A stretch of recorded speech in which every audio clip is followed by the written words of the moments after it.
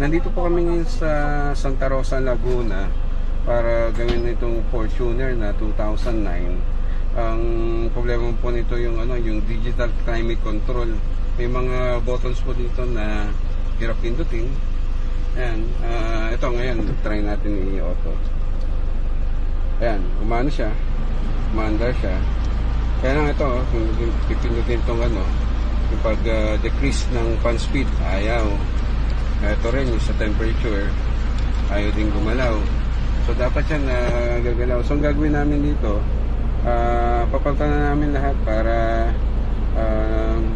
tumagal na uli siya. Kasi kung papalitan lang namin yung ibang mga buttons nito, mangyari after ilang months or ilang days, ilang weeks yan, babalik naman yung ibang buttons naman. So para isang gawa na lang ito, hindi na pabalik-balik.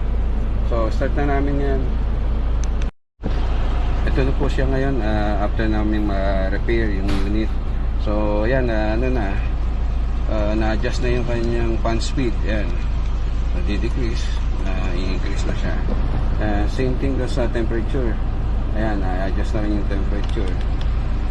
Kanina hindi nagagumagalaw eh. So naka 18, kung ma-recall ko ng tama, 18 lang siya kanina. O hindi na siya mag-adjust. So yan, lahat naman ng mga buttons na din namin. Yan, yung pati yung circulation kung saan manggagaling yung hangin.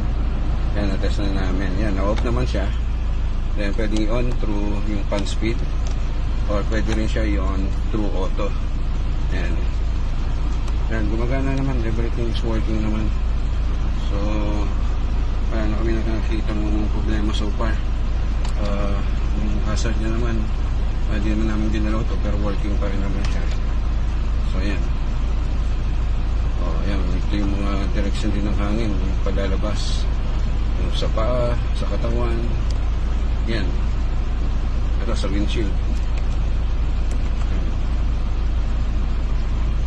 Kita sa yan, i-recirculate niya sa loob. So yan, okay na, maraming salamat kayo sir.